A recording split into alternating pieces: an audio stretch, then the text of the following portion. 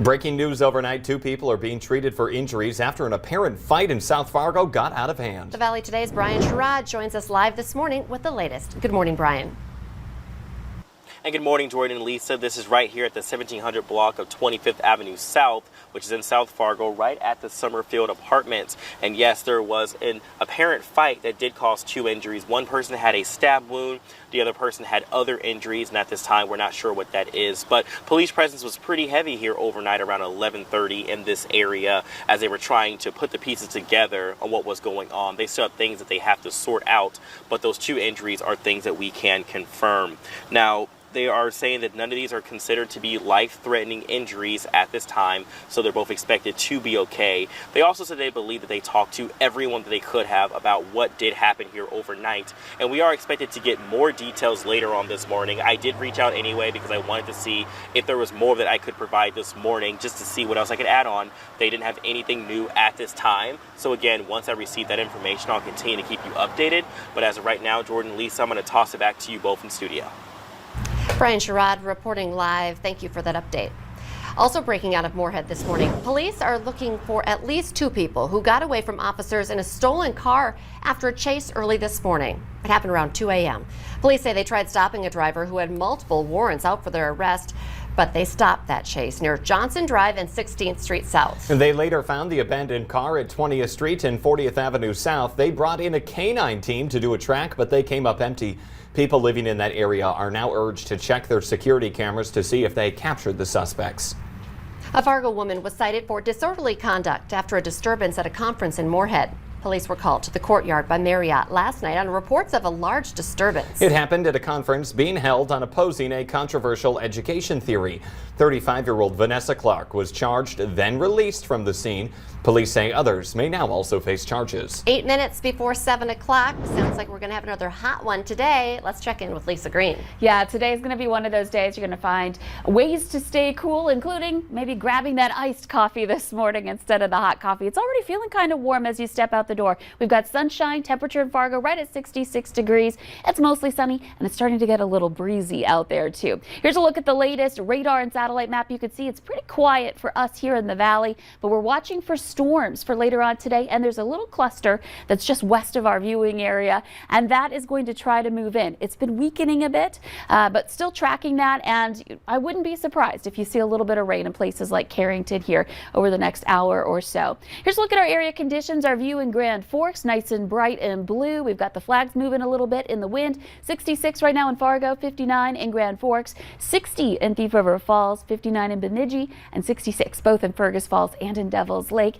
with plenty of sun again across the valley. And checking out those winds, 5 to 15 miles per hour for your steady speeds. This wind coming in out of the southeast, starting to see some gusts here, getting into the 20s. Not a real problem right now, but it's an indication that we're going to have those winds picking up as we continue through the day. But some gusts perhaps into that 30 to 40 mile per hour range, feeding in, fueling that heat into the valley. And you can see our afternoon planner. It's going to be a hot one. We're looking at temperatures back into the 90s, especially in southeastern North Dakota, and farther south down into South Dakota. We could be near that 100-degree mark in some areas. So some hot weather there, but everywhere we're looking at least 80s, mid 80s to some upper 80s for a lot of folks in the east as well. Windy again, and then on top of that, there's that chance for some storms this afternoon and evening. They will be isolated, so most of us will likely miss out on the rain. I know we're still wanting more rain, and we'll likely see just a couple of spots get it.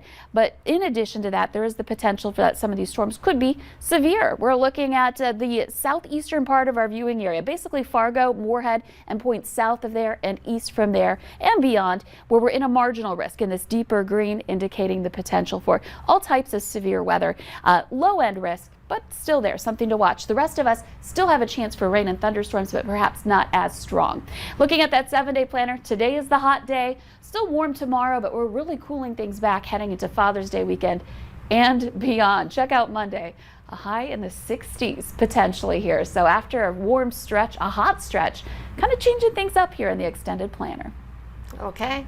A little bit of something for everyone if you don't like it hot or if you don't like it cool, like me. Thank you, Lisa. Grand Forks voters are deciding an $86 million bond issue. And it's not just a vote to build a new school. There are several moving parts at the heart of it. A yes vote would turn the space near the Valley Middle School into a 243,000 square foot mega school, capable of housing 1,000 students in K through 8. At the same time, a yes vote would consolidate Valley Middle School and 3 elementary schools, West, which has already closed, along with Wilder and Winship, and it would come at a cost to taxpayers. The special election is this coming Tuesday, June 22nd, from 7 to 7 at the Alara Center. You can also vote absentee in person all this week at the Grand Forks County Building.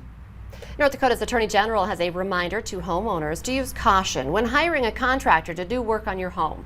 Some homeowners in Grand Forks say they have been taken advantage of by the owner of the company, Mendoza's Masterpiece. They say they paid owner Elliot Mendoza money up front, but he never delivered on the service requested. The director of North Dakota's Consumer Protection Division says these types of situations are far too common. We have many cases we've investigated, consumer fraud involving bad contractors that have taken thousands of dollars in advance payments and never returned to do the work. No officials suggest limiting or eliminating the amount of a down payment, only conducting business with a licensed contractor and doing research, including asking for references. We reached out to Mendoza for a comment, but the number listed for his business had been disconnected. Part of a small town in McLean County, North Dakota was evacuated yesterday after someone found what was believed to be a World War I mortar while cleaning out a family home. Dispatchers got a call from a man in Underwood who found an old mortar round but was not sure if it was live. The county sheriff's office called in for help from the Bismarck Bomb Squad and Minot Air Force Base explosive disposal crew. Investigators identified the item as an anti-personnel 75mm mortar round. They took it to a landfill and detonated it. Many lakegoers say they are scratching earlier than usual, as the recent hot temps have swimmers itching and having swimmers itch over lakes all across the valley.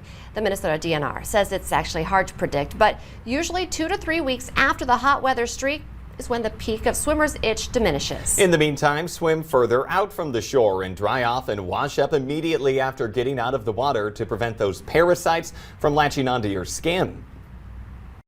Parents will bring them in wondering, what is this weird rash? Is this anything I need to worry about? And typically it's not. It's self-limiting. It's going to go away on its own, typically within 2 weeks. The Minnesota DNR adds so far they have not yet seen any reports of blue-green algae, but say if conditions don't change, lakegoers could face a different reality. The most likely place that toxic blooms would grow first are smaller ponds, backyards, and wetlands. If you're eligible to give blood, you'll want to hear this. The American Red Cross is now facing a severe blood shortage. Donors of all types are needed, especially type O and for those blood platelets. People are urged to make an appointment as soon as possible, as the demand has grown by 20%. Some hospitals are being forced to slow the pace of elective surgeries until the blood supply stabilizes. 38% of U.S. citizens can give blood, but only less than 10% actually does. There is a donating opportunity on Thursday, June 17th from 10 until 4 in the afternoon at First International Bank and Trust in Fargo. You do have to be at least 17 years old or 16 with parental consent.